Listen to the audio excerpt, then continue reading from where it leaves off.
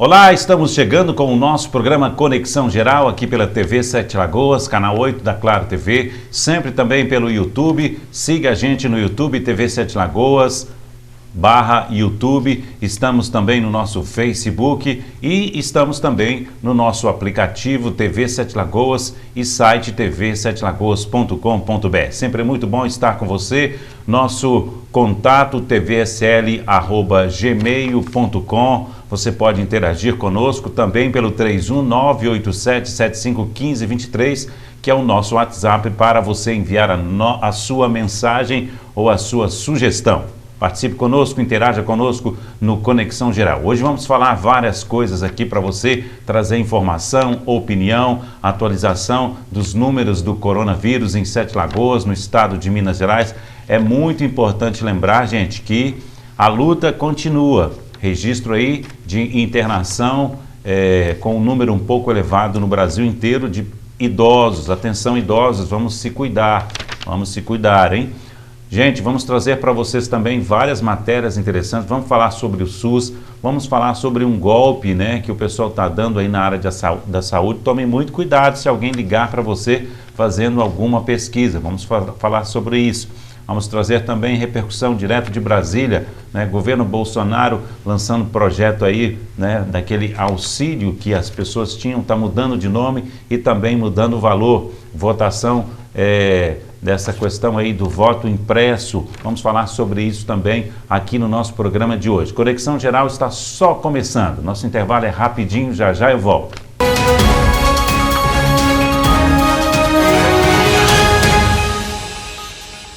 Com a falta de chuvas e a contaminação do rio Paraupeba, que fizeram com que BH passasse a captar mais água do Rio das Velhas, tem chegado menos água à nossa região. Para que esse problema não se agrave, o SAI pede a colaboração de todos. Use água com consciência e evite desperdícios. Se cada um fizer a sua parte, a água não vai acabar. SAI, Prefeitura de Sete Lagoas. Solicitação de serviços, ligue 115.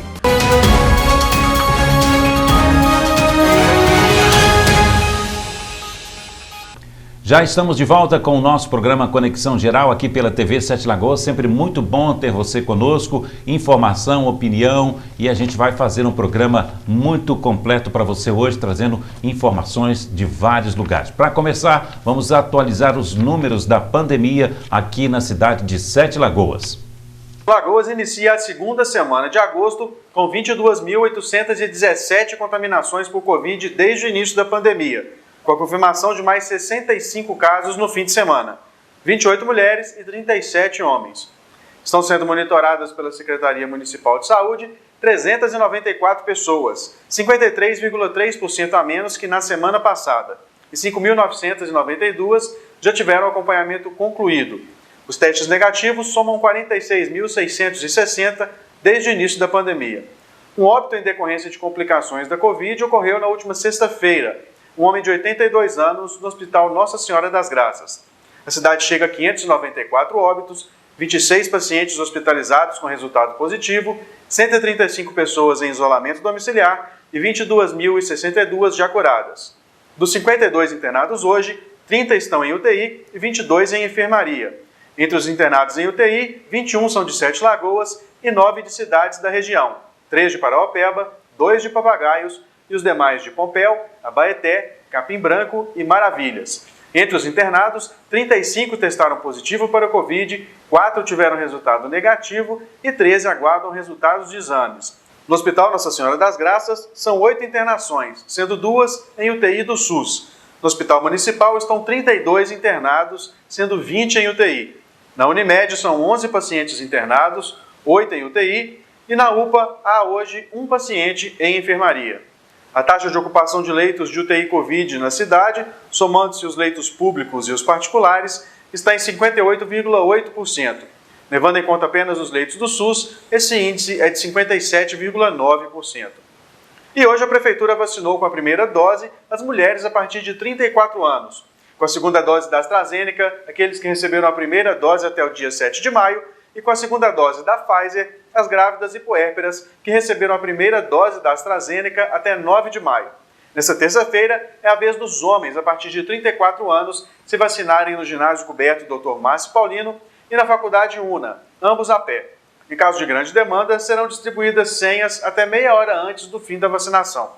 Os documentos necessários são identidade com foto, a carteira de vacinação, cartão do SUS ou CPF e um comprovante de endereço em nome da pessoa. Quem não tiver o comprovante deve solicitar no ESF mais próximo de casa. Já quem recebeu a primeira dose da AstraZeneca até o dia 11 de maio, recebe a segunda dose no dia 11 de agosto, quarta-feira, de 9 da manhã às 4 da tarde, nos Centros de Saúde do Manoa, São João, Progresso, Montreal, Várzea, Santo Antônio e Santa Luzia. Também nas UBSs Cidade de Deus, Luxemburgo e Belo Vale, e nos ESFs Catarina, CDI 1, Itapuã 2, Esperança, Fazenda Velha, Barreiro e Alvorada. Os documentos necessários são comprovante de primeira dose da AstraZeneca, cartão do SUS ou CPF. A Prefeitura abre mais um cronograma para público prioritário, seguindo o Plano Nacional de Imunização definido pelo Ministério da Saúde. Nessa terça-feira, 10 de agosto, serão vacinados os trabalhadores da indústria de Sete Lagoas a partir dos 28 anos de idade. E na quarta-feira, 11 de agosto, os industriários a partir dos 27 anos. De 9 da manhã às 6 da tarde, na CI Sete Lagoas, Rua Nicola Lanza, 140, Centro. Os documentos necessários são a carteira de trabalho, declaração da empresa com código CNAE e nome em lista fornecida pelas indústrias. Aproveite a vacinação e doe 1 quilo de alimento não perecível ou de ração animal na campanha Vacinação Solidária, uma realização da Prefeitura com apoio do Cicobi Credicete e CDL Sete Lagoas. Até esse sábado, dia 7 de agosto, receberam a primeira dose da vacina 122.128 pessoas, 50,5% da população. A segunda dose foi aplicada em 39.913 pessoas e a dose única em 5.559 pessoas. Ao todo, somando segunda dose e dose única, 18,8% da população está imunizada.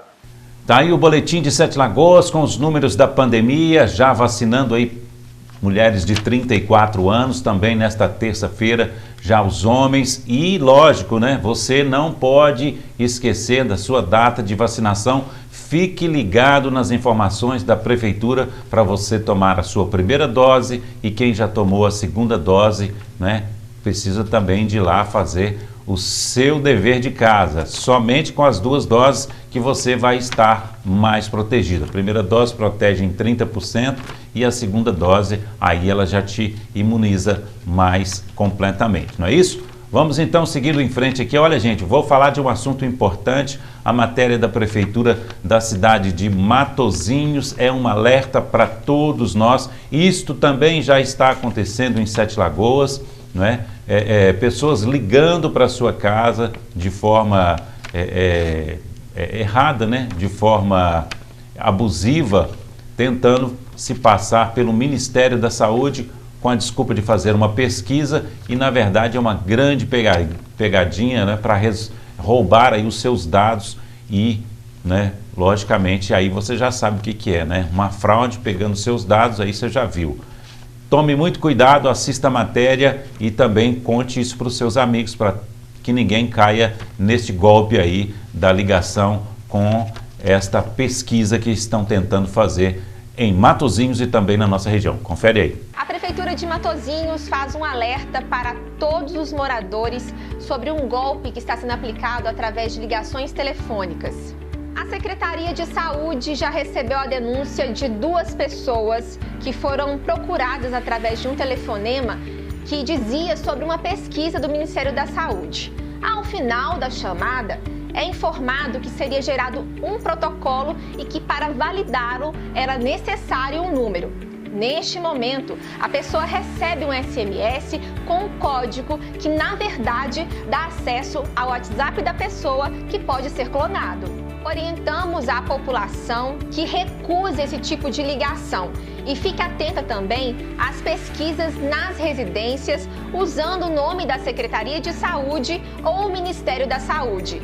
Estamos sempre divulgando em nossos canais todas as ações realizadas pelos serviços da Prefeitura de Matozinhos. Informe seus pais, vizinhos e principalmente idosos para que não caiam nesse golpe. Desconfiem se pedirem dados pessoais, acesso a códigos enviados e pagamento de taxas. Não passe suas informações para qualquer pessoa. Tá aí, você conferiu esse alerta, que é um alerta muito importante. Hoje em dia está cheio de pilantragem, né, gente? Está cheio de gente tentando dar um golpe, tentando se dar bem. E você fique atento, não responda a pesquisas feitas por telefone, não passe nenhum dado seu. Tome muito cuidado, avise também para os seus parentes, para os seus vizinhos, para não cair nessa. Principalmente as pessoas mais idosas, né? Tem que alertar a essas pessoas para não cair neste golpe e outros golpes que estão tentando fazer. Com o celular hoje, com o smartphone, existem muitos golpes e todo cidadão tem que estar atento. Gente, vamos trazer então agora o plantão coronavírus do estado de Minas Gerais. A Fiocruz alerta para o aumento das internações de idosos por Covid no Brasil. As hospitalizações de pessoas acima de 60 anos saltaram de 27,1% em junho para 37,5% em julho. A elevação dos números ocorre após cerca de 4 meses de queda. A análise do Observatório Covid-19 da Fundação indica que, ainda assim, as faixas de 60 a 79 anos continuam em uma situação bem melhor do que em picos anteriores. A preocupação maior é com a população acima de 80 anos, cuja efetividade da vacina pode ser menor e somar-se a alguns fatores agravantes, como a transmissão comunitária ainda elevada no Brasil, o maior tempo desde a segunda dose e um possível efeito de perda de imunidade por conta da idade avançada. Por outro lado, os dados da Fiocruz mostram uma redução das internações nas faixas etárias de 59 a 40 anos, mas ressaltam a possibilidade de novos cenários de transmissão no país diante do avanço da variante Delta do coronavírus. Segundo a entidade, é preciso combinar vacinação com o uso de máscaras e manter o distanciamento. Nas últimas 24 horas foram registradas 26 mortes pelo coronavírus no estado. A média móvel de óbitos nos últimos 7 dias está em 102 óbitos por dia, uma queda de 18,4% em relação a 14 dias. Também foram registrados 1.003 casos da doença, com uma média móvel de mais de 3.300 casos diários, uma queda de 30% em relação a 2 semanas. Os vacinados representam somente 3,7% de mortos por Covid no país após o início da imunização. É o que revelou a plataforma de monitoramento da pandemia das universidades USP e Unesp. O levantamento usou dados do Ministério da Saúde e analisou os casos ocorridos entre 28 de fevereiro e 27 de julho. Apesar dessas mortes, a vacinação ainda é a melhor forma de controlar a doença. Nenhum dos imunizantes contra o coronavírus até hoje desenvolvidos garante 100% de proteção, mas todos eles reduzem drasticamente as chances de internações, casos graves e mortes pela doença. E o Instituto Butantan recebe nesta segunda da China 2 milhões de doses prontas da Coronavac para serem entregues ao Plano Nacional de Imunizações. O Brasil também recebeu neste domingo mais um lote de 1 milhão de doses da Pfizer e a previsão é de que ainda hoje outro lote de 1 milhão de doses desembarque no Aeroporto Internacional de Guarulhos, em São Paulo. De acordo com o vacinômetro do governo de Minas, até agora foram imunizadas com a primeira dose mais de 10 milhões e 580 mil pessoas. O número equivale a 48,26% da população mineira. Tomaram a segunda dose ou dose única mais de 4 milhões e 400 mil pessoas, 20,43% dos mineiros. Os dados são do Boletim Epidemiológico da Secretaria de Estado de Saúde. Belo Horizonte amplia a vacinação contra a Covid-19 nesta semana e vai imunizar os moradores com até 31 anos, além de aplicar a segunda dose em diferentes públicos. Confira o calendário de vacinação. Nesta segunda, as pessoas com comorbidades de 33 a 18 anos recebem a segunda dose. E também tem repescagem de gestantes, puérperas, pessoas com comorbidades, com deficiência permanente e com síndrome de Down que perderam a data da aplicação da segunda dose. Nesta terça-feira vai ser aplicada a primeira dose para homens e mulheres de 33 anos. Na quarta-feira vai ser a vez de homens e mulheres de 32 anos receberem a primeira dose. E na quinta-feira, a primeira dose vai para homens e mulheres de 31 anos. Lembrando que as pessoas convocadas para a segunda dose devem observar a data marcada no cartão de vacina para completar o esquema vacinal. Essa data pode ser antecipada em 7 dias. Para quem não pode se vacinar durante o dia, a capital tem 4 pontos de vacinação até às 8 horas da noite. Na Escola de Enfermagem da UFMG, na Faculdade Pitágoras, na Rua Timbiras, na UNA-BH da Rua Aimorés e na Faminas BH. Daí você conferiu conosco o plantão do estado de Minas Gerais, trazendo os números da pandemia no nosso estado e esse alerta especial aí para os idosos, não é, gente? Os idosos estão com a percentual maior de internação novamente. Vamos policiar, vamos ficar de olho aí na sua família, né, se todos estão se cuidando direitinho para que a gente proteja os nossos idosos, tá bom? Ó, a guerra continua contra o coronavírus, não relaxa não, viu, gente? Tome todo cuidado, porque a vida vale mais do que tudo. Vou trazer agora para vocês, então, a fala do presidente Bolsonaro. Fez uma reunião, né, nesta segunda-feira, em Brasília, na Câmara dos Deputados, foi lá entregar a sua solicitação de alteração, né, no auxílio, esse auxílio família que sempre teve, e agora tentando fazer um processo um pouco diferente, aumentando o valor e tentando ajudar mais pessoas. Vamos assistir a matéria, que é a fala do presidente Bolsonaro. São 2 propostas, na verdade, que chegam no dia de hoje. Agora MP, mais tarde uma PEC, que basicamente visa dar transparência e responsabilidade aos gastos, aí incluído o viés social do nosso governo. E esse viés social muito debatido com a Flávia Arruda e com o Ciro nesses últimos dias, bem como com o João Roma. Tem a ver com o Bolsa Família. Sabemos que a pandemia trouxe uma inflação nos alimentos para o mundo todo. Então, nós não podemos deixar desassistido exatamente os mais vulneráveis. Então, já decidido por nós, é uma proposta mínima de 50% para o Bolsa Família, que agora chama-se Auxílio Brasil aqui.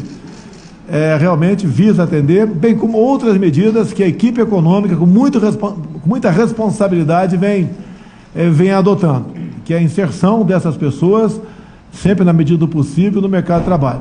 E com muita responsabilidade, como tem sido feito com o Paulo Guedes, desde quando ele assumiu, em 2019, o timão da economia.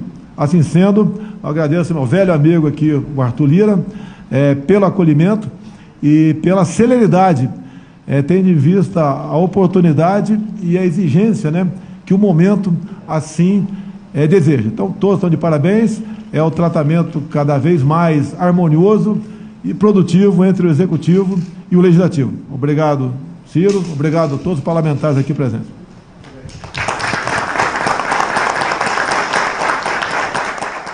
Está aí o Bolsonaro entregando, né, a solicitação deste projeto que traz aí o Auxílio Brasil, esse novo auxílio que vai ser na faixa aí de R$600, a partir aí, né, do final do ano, já deve ser implementado. Afinal de contas, né, a gente tem muita gente na faixa da pobreza e muita gente necessitando realmente de uma ajuda, né?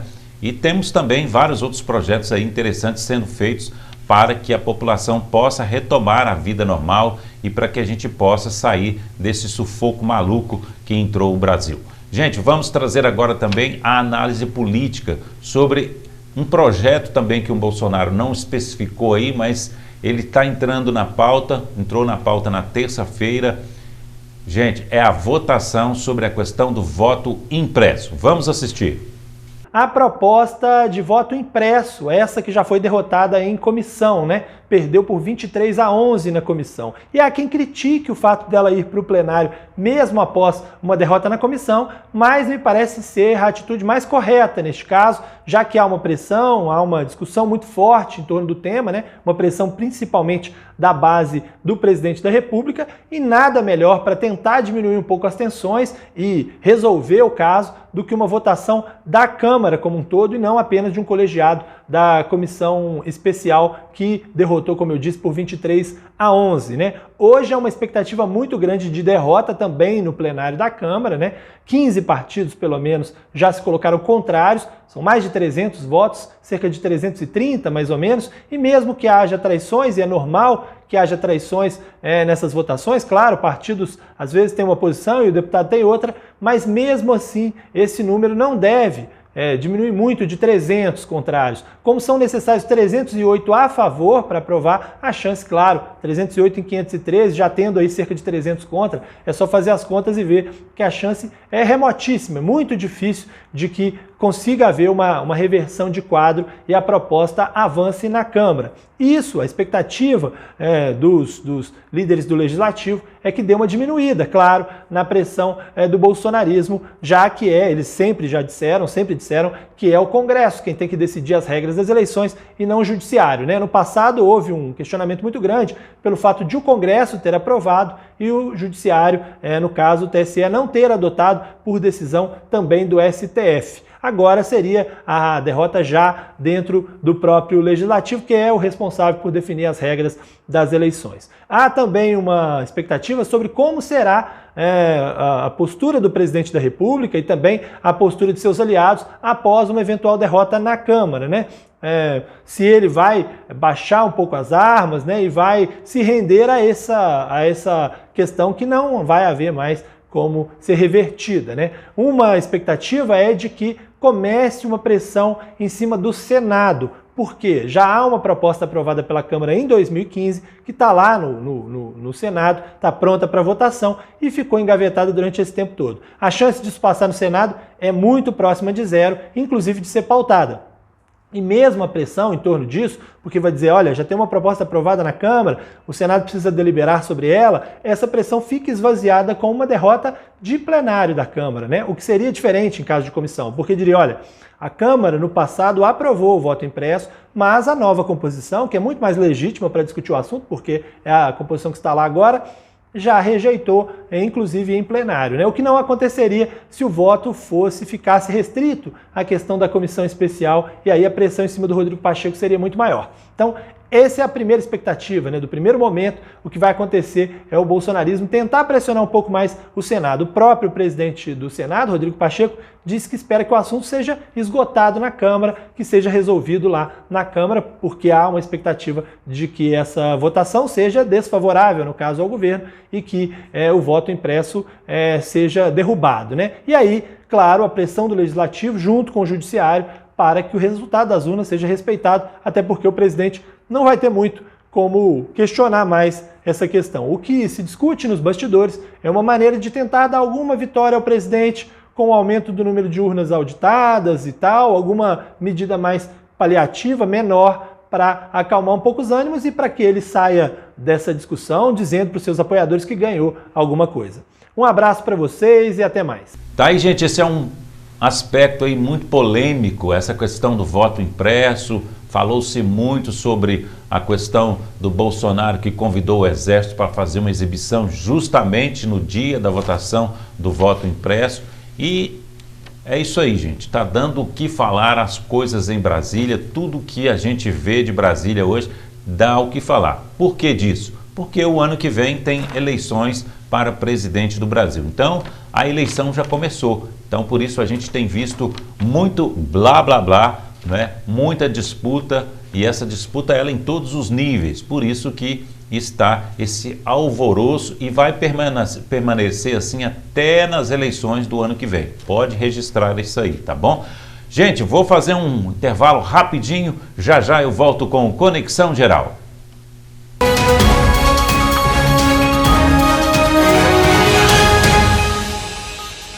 Com a falta de chuvas e a contaminação do rio Paraupeba, que fizeram com que BH passasse a captar mais água do Rio das Velhas, tem chegado menos água à nossa região. Para que esse problema não se agrave, o SAI pede a colaboração de todos. Use água com consciência e evite desperdícios. Se cada um fizer a sua parte, a água não vai acabar. SAI, Prefeitura de Sete Lagoas.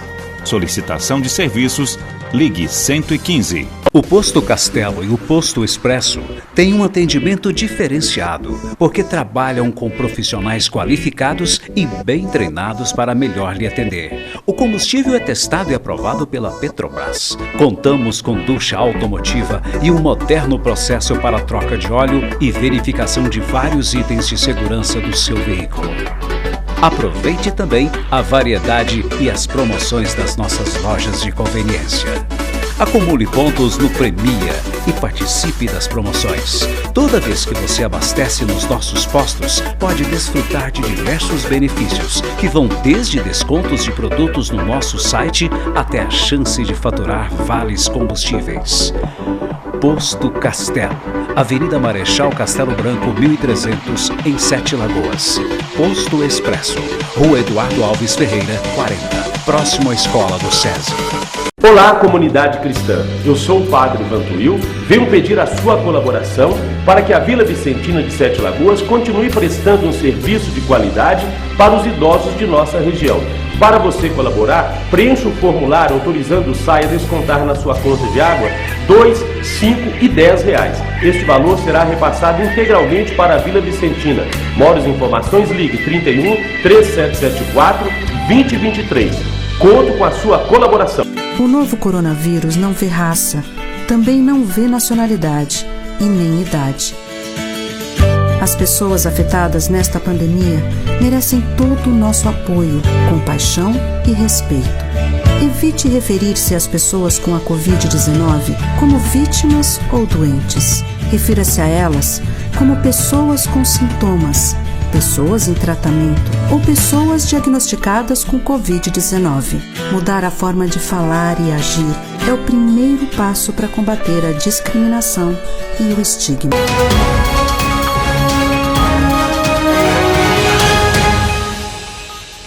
Já estamos de volta com o nosso programa Conexão Geral. Você participa conosco, mandando o WhatsApp para o 31987751523, somente para o WhatsApp. Você pode também enviar um e-mail para contato.tvsl@gmail.com. Obrigado a você que sempre participa conosco, mandando aí a sua sugestão, mandando matérias, mandando vídeos, né? E a gente fazendo um programa com muita interação. Gente, vamos falar agora da CPI, trazer para você o relato aí do que pode acontecer na CPI, voltando aos trabalhos normais nesta terça-feira. Vamos conferir. Os depoimentos dessa semana começam com o presidente do Instituto Força Brasil, Elcio Bruno de Almeida. O nome dele entrou na lista após representantes da empresa Davat Medical Supply, que tentaram negociar com o governo federal 400 milhões de doses da vacina AstraZeneca sem aval da farmacêutica, mencionarem Hélio como intermediador de um encontro entre eles e o então secretário executivo do Ministério da Saúde, Coronel Elcio Franco. Na quarta-feira, os senadores devem ouvir o presidente da empresa Vitamedic, Jailton Batista. Ele vai falar sobre o aumento das vendas da ivermectina, medicamento incorporado no kit Covid e que não possui eficácia comprovada contra a doença. Na quinta-feira, será a vez do deputado federal Ricardo Barros, líder do governo na Câmara, prestar depoimento à comissão. Citado pelos irmãos Miranda como um dos protagonistas do suposto esquema de irregularidade na compra da vacina indiana Covaxin, o deputado negou as acusações e pressionou a CPI para convocá-lo, a fim de obter um direito de resposta. Tá, aí você conferiu sobre a CPI, né? A CPI da pandemia em Brasília, voltando aí os trabalhos, e a gente sabe, né? Muita investigação e tem que ter muita cautela, porque temos 3 meses ainda de CPI para rolar em Brasília. Vamos ver o que vai dar isso. Eu acredito que vai dar em pizza, né? Vai dar em pizza. Isso aí é uma enrolação danada que o nosso país está fazendo. Infelizmente tem que, né, passar por isso mesmo, tem que fiscalizar. Estava errado, tem que corrigir. Mas realmente a gente não acredita que vai dar muita solução, né, trazer resultados positivos. Vamos ver o que vai dar. Gente, vamos falar agora então de projetos, né? Vamos continuar com o nosso foco em Brasília. Vamos ver o que tem de importante para ser votado esta semana em Brasília, na Câmara dos Deputados. O plenário Ulisses Guimarães deverá ter entre 9 e 13 de agosto mais uma semana com votações de temas que repercutem na sociedade. Um deles está na medida provisória 1045, que cria o novo programa emergencial de manutenção do emprego e da renda.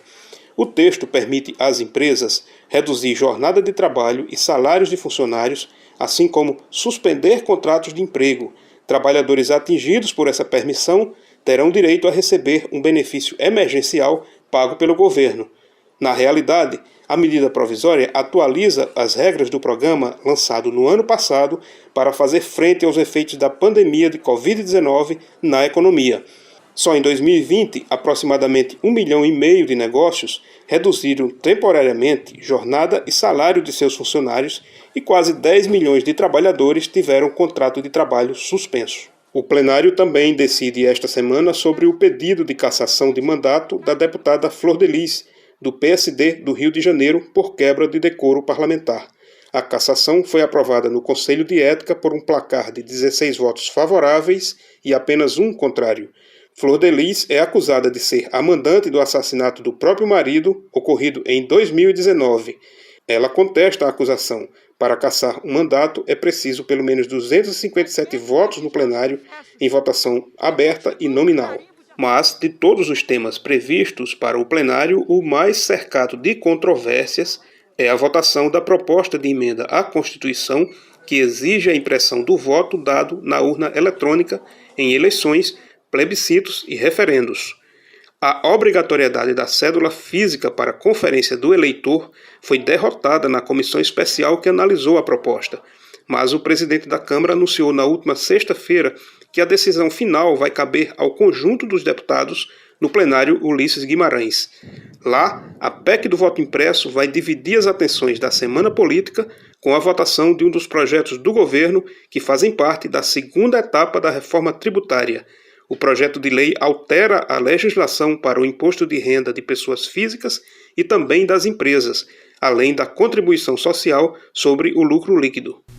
São vários projetos, hein, gente? Vários projetos estão em pauta esta semana lá em Brasília e a gente fica por aqui de olho, sempre acompanhando para ver se sai algo de positivo, né? Essa questão em destaque, né? A gente tem aí a questão do voto impresso e também a questão desse novo auxílio emergencial, né, esse Auxílio Brasil, que pode passar a dar uma ajuda, né, aos brasileiros em torno de R$600. A gente já falou disso aqui, né, mas é o que vai ficar em mais destaque esta semana. Gente, vamos agora para a cidade de Betim, né, pessoal lá fazendo também, né, como outras cidades, uma pré-conferência para discutir as políticas públicas, né, sobre a cidade de Betim. Vamos conferir.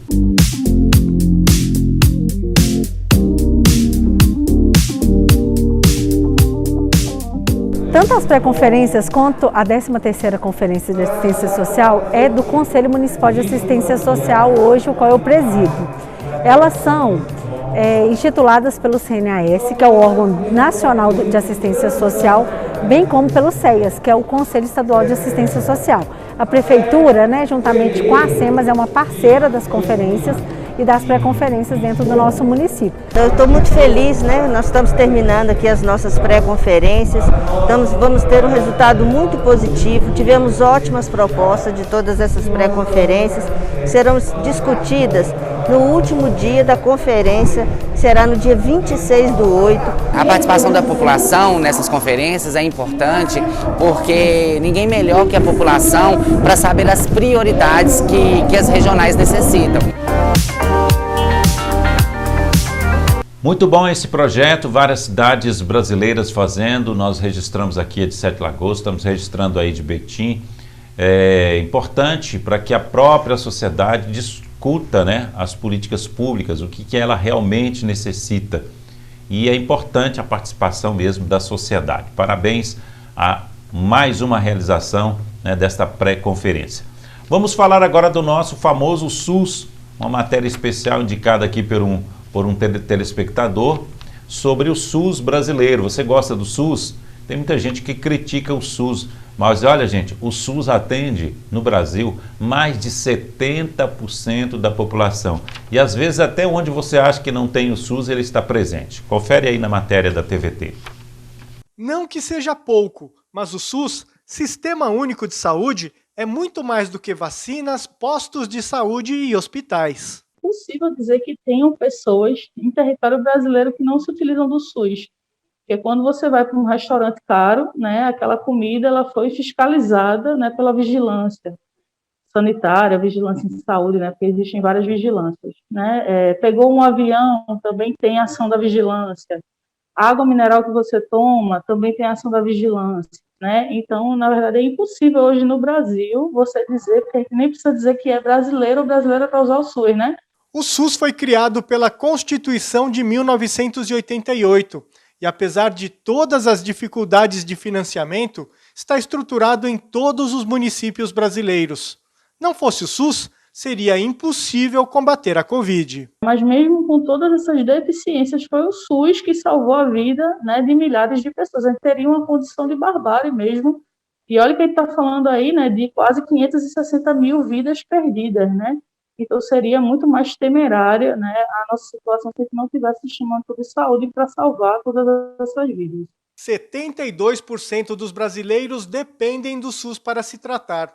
Apesar de toda essa importância, o sistema tem sofrido ataques, como o baixo financiamento, corte de verbas em plena pandemia, a privatização através das organizações sociais que gerem o sistema em diversos estados e municípios e o teto de gastos, que impede a ampliação dos investimentos. Quando chegou a pandemia no Brasil, já era o momento mais frágil da história do SUS, por conta dos desmontes feitos aí já no governo Temer e no governo Bolsonaro, de congelamento dos recursos da saúde, de fim do programa Mais Médicos e desmonte do nosso Programa Nacional de Imunização. Sem esses equipamentos do Sistema Único de Saúde, os hospitais de campanha do SUS, a resposta feita pelos municípios e pelos estados, o caos seria ainda bem maior no nosso país. E o governo Bolsonaro também não ajuda. Dos 715 bilhões de reais aprovados extraordinariamente para o combate da pandemia, o Ministério da Defesa ficou com 435 milhões. Dos 72 bilhões que foram destinados para uso exclusivo do SUS, 140 milhões de reais foram parar no Ministério da Defesa e 80 milhões na Secretaria de Aviação Civil. Para completar o descaso do governo Bolsonaro, os parlamentares estão investigando a corrupção na compra de vacinas. Bolsonaro assinou uma medida provisória, assinada por ele, no começo do ano, que mudou as regras de compras de vacinas no meio da Covid-19, autorizando, por exemplo, que o Ministério da Saúde antecipe o pagamento antes do produto ser entregue, não exigir o retorno dos recursos caso o conjunto do produto não seja entregue, não poder punir a empresa que participa desse esquema de corrupção, ou seja, Bolsonaro, na prática, assinou um manual para a montagem de um esquema de corrupção com os recursos do Ministério da Saúde. Muito bem, está aí essa matéria muito interessante sobre o SUS para a gente saber valorizar o que é nosso, né? O SUS brasileiro, ele é diferente, né? Tem vários outros países que não existe um atendimento de saúde como o nosso aqui. Estava lendo outro dia sobre o país de Portugal, lá não tem SUS, lá é totalmente diferente. Lá você tem que pagar pelo atendimento hospitalar. Não é como a gente tem aqui, vários outros países, até nos Estados Unidos também, você tem que ter uma participação diferente, né? Você tem que pagar pelos seus atendimentos. Não existe SUS em todos os países. O SUS no Brasil é um exemplo para o resto do mundo. Parece que não funciona, parece que não é bom, mas é melhor do que muitos lugares, inclusive por nossa extensão territorial ser tão grande, né, e ser atendido aí no Brasil inteiro. Gente, vamos falar agora de Olimpíadas. Brasil deu show nas Olimpíadas. Parece às vezes que a gente ganha poucas medalhas, mas o Brasil aumentou o seu número de medalhas. Mas agora eu não vou falar da Olimpíadas normal, eu vou falar da Paraolimpíadas, né? Aquela Olimpíadas que é feita pelos deficientes. E a turma brasileira já está em Tóquio, né? Já pegou o voo para Tóquio. E nós vamos conferir essa matéria aí, né, dos nossos atletas que são os paraolímpicos, indo para Tóquio também para disputar e buscar lá suas medalhas. Confere aí.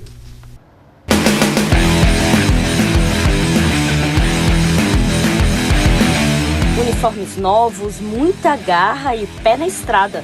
Parte da delegação paralímpica brasileira já embarcou para Tóquio, cheios de expectativas e sonhos. Melhorar as minhas marcas e subir ao pódio, né, representando o Brasil. Nas Olimpíadas de Tóquio, o Brasil bateu a marca dos Jogos do Rio em 2016 e fez a nossa melhor campanha em Jogos Olímpicos, inclusive com medalhas inéditas no surf e no skate, modalidades estreantes. E a expectativa é a mesma quando o assunto são as Paralimpíadas. Teremos a maior delegação já convocada para uma edição dos Jogos fora do Brasil, com 253 atletas em 20 modalidades. Se depender de motivação, não vai faltar pódio. A paranaense Lorena corre atrás e salta longe, medalhista de prata no revezamento e de bronze no salto em distância no Rio de Janeiro. Ela quer mais. Botar tudo em prática que nós treinamos para ir lá buscar a nossa medalha de ouro e defender a nossa bandeira do Brasil. Garra também não falta para a mesatenista Jennifer, que não quer só uma medalha não. Eu espero voltar com pelo menos uma medalhinha, mas eu tentar voltar com duas, no individual e por equipes. Todo esse otimismo é alavancado pelo Bolsa Atleta, que contempla 95% da equipe brasileira. O governo federal investiu mais de 74 milhões de reais entre os Jogos do Rio e de Tóquio, e o retorno veio em 2016. 100% das 72 medalhas conquistadas pelos atletas paralímpicos vieram de integrantes do Bolsa Atleta. Dificuldades de material, de deslocamento, às vezes na compra de uma prótese específica. O Bolsa Atleta realmente tem uma relevância muito grande na preparação desses atletas. Para quem respira superação no esporte, a expectativa é que essa marca seja ainda melhor em Tóquio.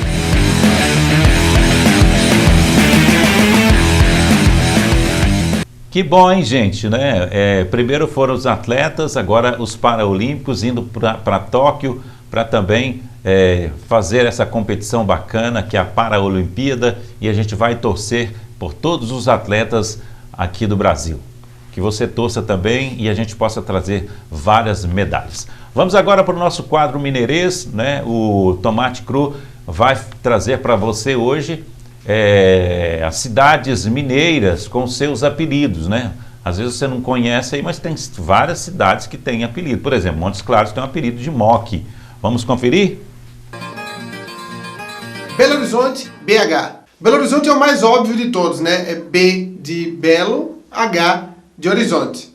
Os belo-horizontinos criaram, inclusive, uma forma de escrever BH que não seja a sigla BH, que é assim, BH.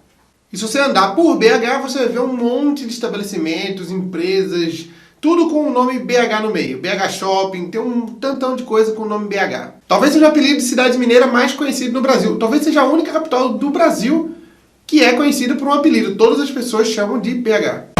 Barbacena, BQ. BQ é a sigla de Barbacena Querida. Acredito eu que tem a ver com também o aeroporto da cidade, que o prefixo é BQ. Aí eles aproveitaram e criaram essa ideia de Barbacena Querida e pegou. Tanto que o que mais tem é comércio com BQ. BQ Pneus, BQ Farmácia BQ, tudo é BQ. BQ Shopping e o Burger King de Barbacena, que é o BK de BQ. Montes Claros, MOC. Provavelmente o apelido MOC, que pegou muito e todo mundo chama de MOC, tem até órgãos do governo que tem MOC no nome. Provavelmente vem do aeroporto, que o prefixo é MOC. Várias cidades usam o prefixo para criar um apelido, tipo BSB Brasília, POA Porto Alegre. E também tem todo tipo de comércio com o nome MOC. MOC Pisos, MOC Parafusos, MOC não sei o que lá, MOC Lanchonete, tudo é MOC.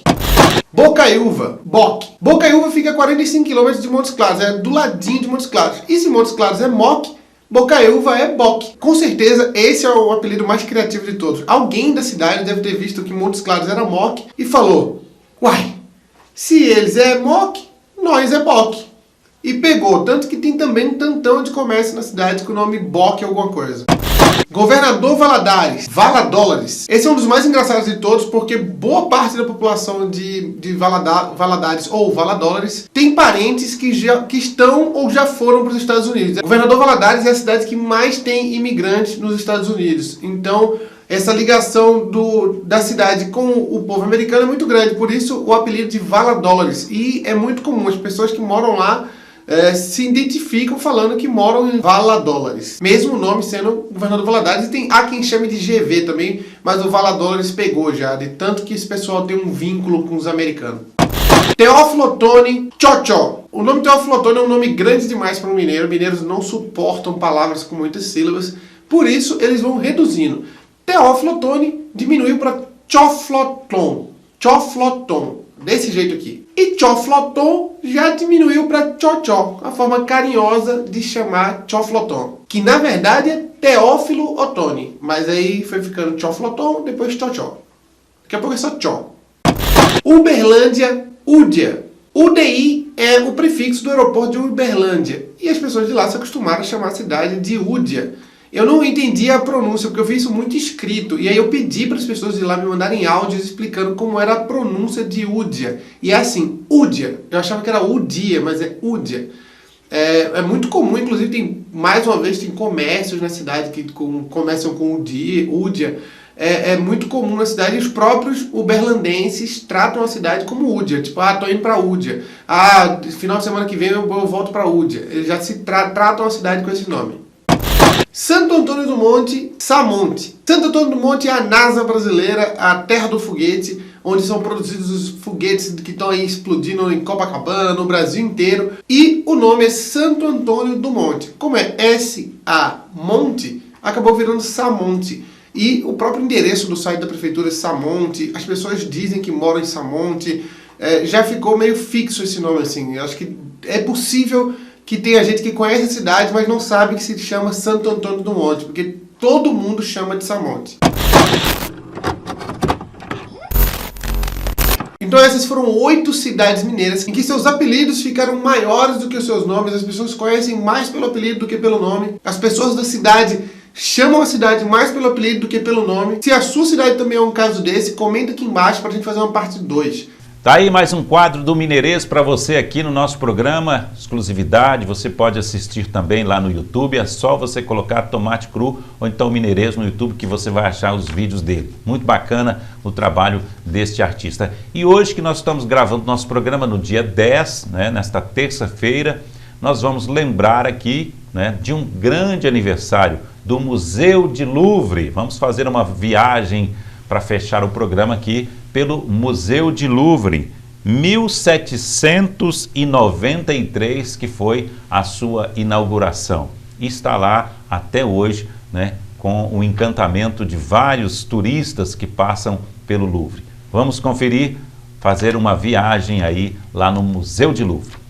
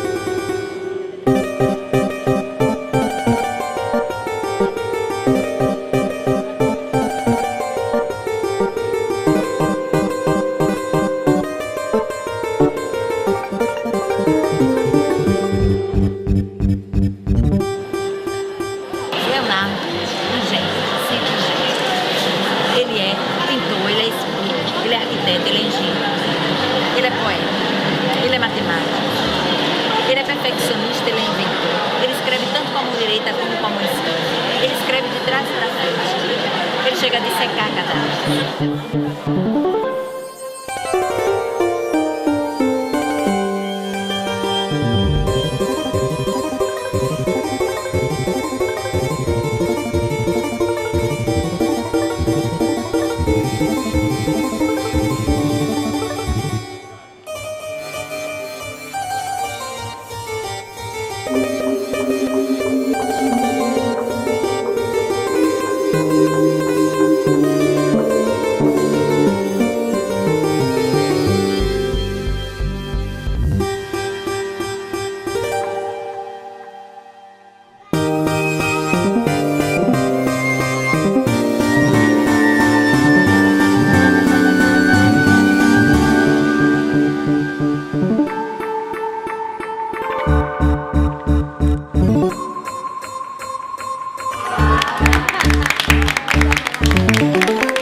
Tá aí que viagem bacana, né? Infelizmente, na pandemia, a gente não está podendo viajar muito, pelo menos viajar pela televisão, né? Viajar pelo computador, pelo celular e ver lugares bacanas. E o Museu de Louvre é um lugar aí que realmente é de excelência para os turistas do mundo inteiro. Parabéns a esse aniversário do Museu de Louvre, que está lá na França. Gente, fechando então o nosso programa de hoje, quero agradecer a todos vocês por estar sempre conosco, por estar mandando aí o seu e-mail, o seu WhatsApp, a sua mensagem, e a gente segue aqui na nossa programação normal da TV Sete Lagoas. Um abraço e até o próximo Conexão Geral.